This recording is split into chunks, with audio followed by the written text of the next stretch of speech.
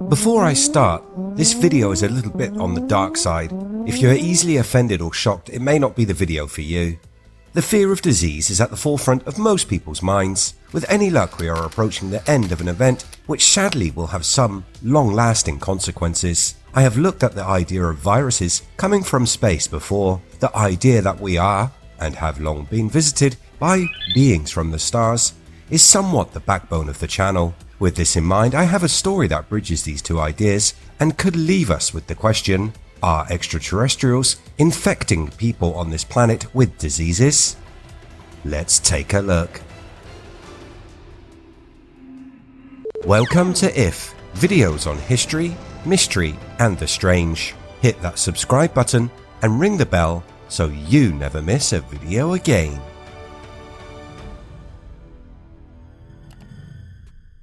We are slowly learning to work around and maybe even soon have a vaccine for CV-19. Or if the online theories on Bill Gates are to be believed, we are about to be tagged like cattle.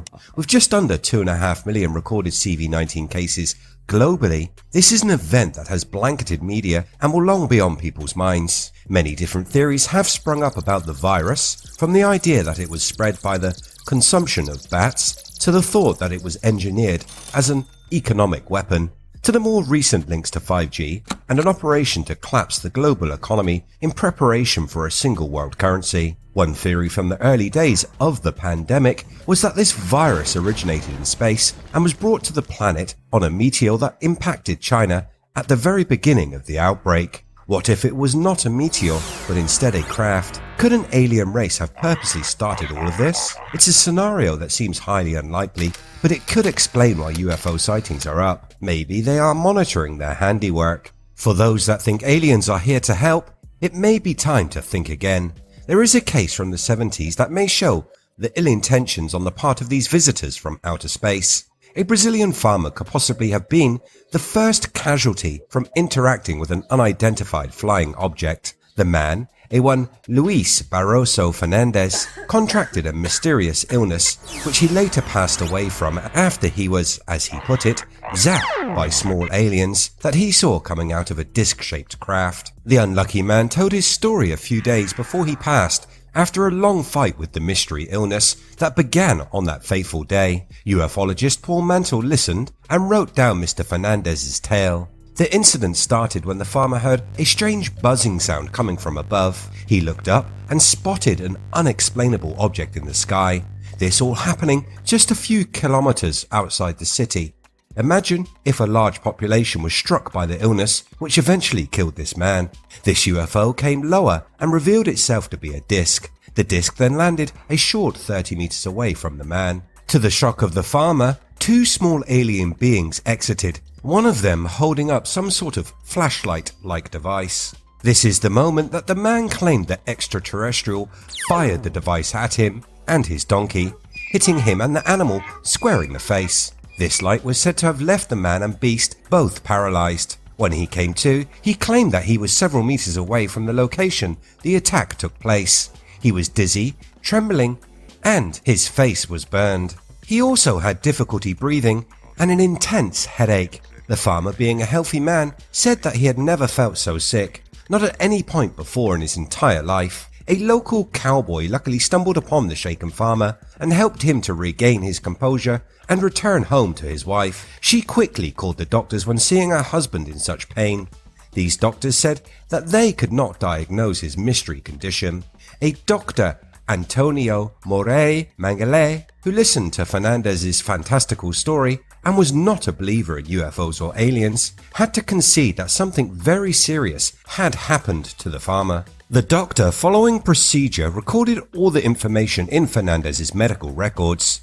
He prescribed the farmer a series of anti-allergy drugs, a tranquilizer, and ordered the man to take absolute bed rest. The farmer was in severe pain.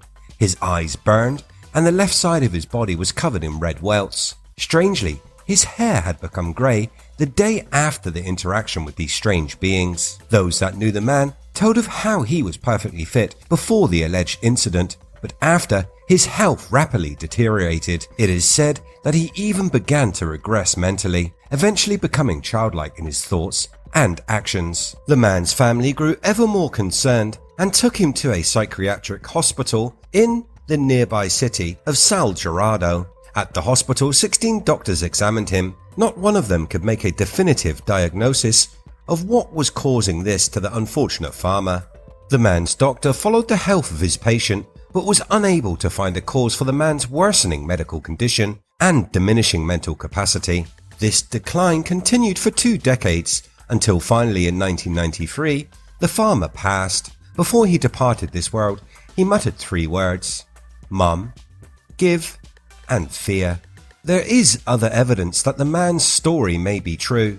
Reports of UFO sightings at the time in Brazil tell of how 2 students, military personnel, and even a local radio broadcaster had seen a UFO over the city on the same date the farmer had his ill-fated interaction with these ETs. Philip Mantle, a former director of investigations for the British UFO Research Association, has published the account in a new book, UFO Contacts in Brazil. He spoke about the incident, saying, "Many people claim to have come into direct contact with a UFO, and some even claim that it has hurt them as a result. A bruise here, a small cut there. But Luis Barros Fernandez may be the first person ever killed after his encounter with a UFO."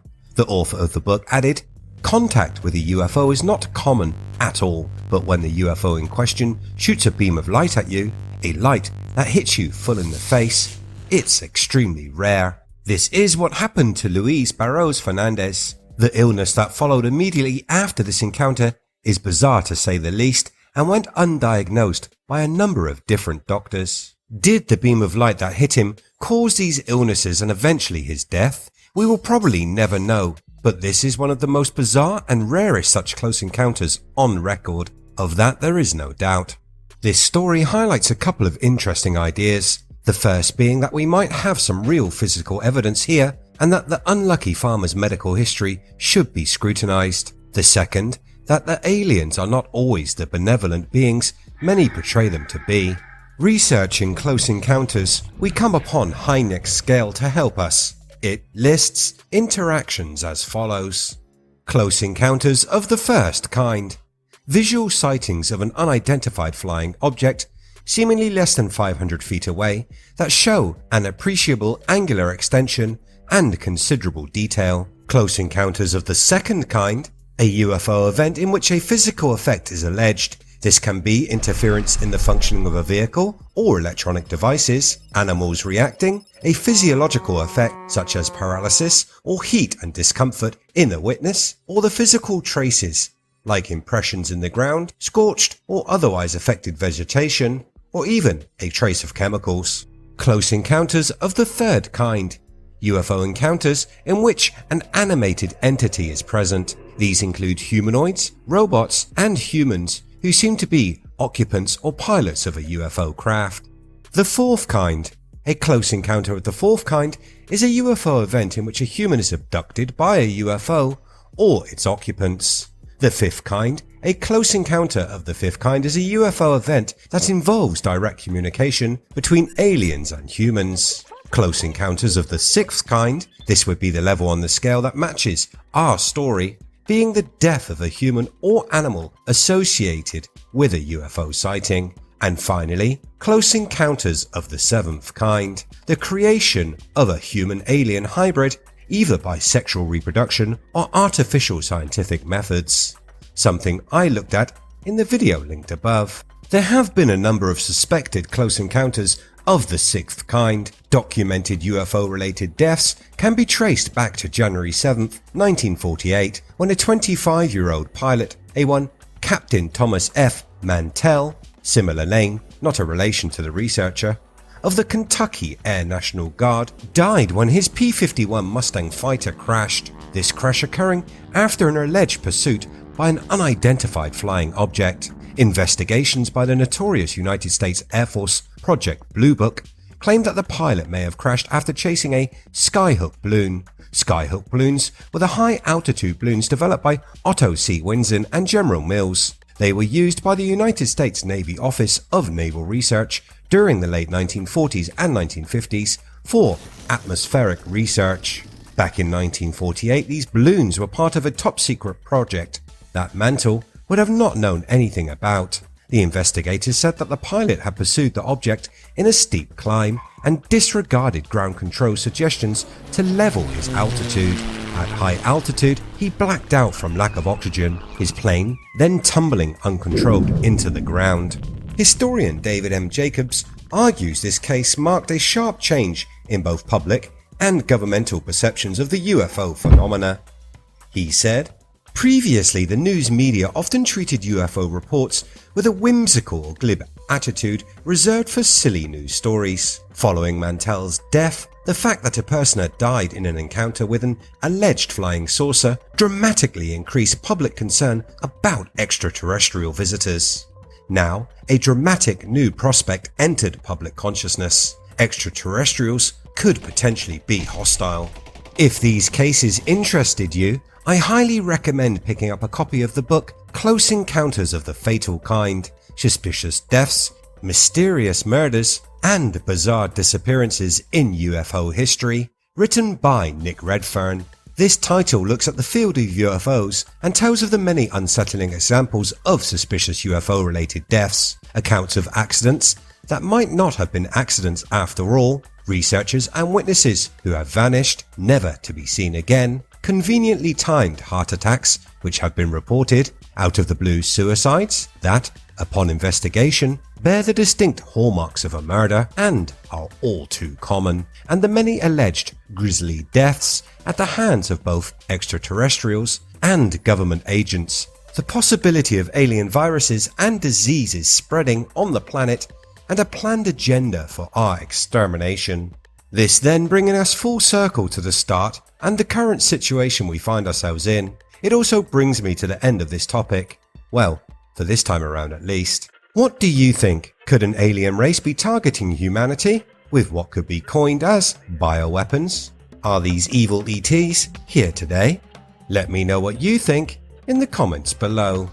As always, if you like what I do here on the channel, hit that red button, like and share. You can catch the latest by searching We Are If. Thanks so much for watching. I'll see you next time.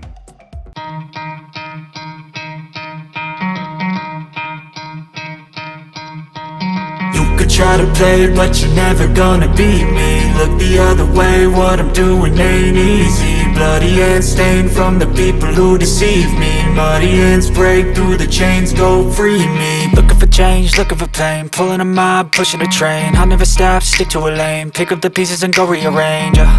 I'll be the best above all the rest, put me to the test and expect nothing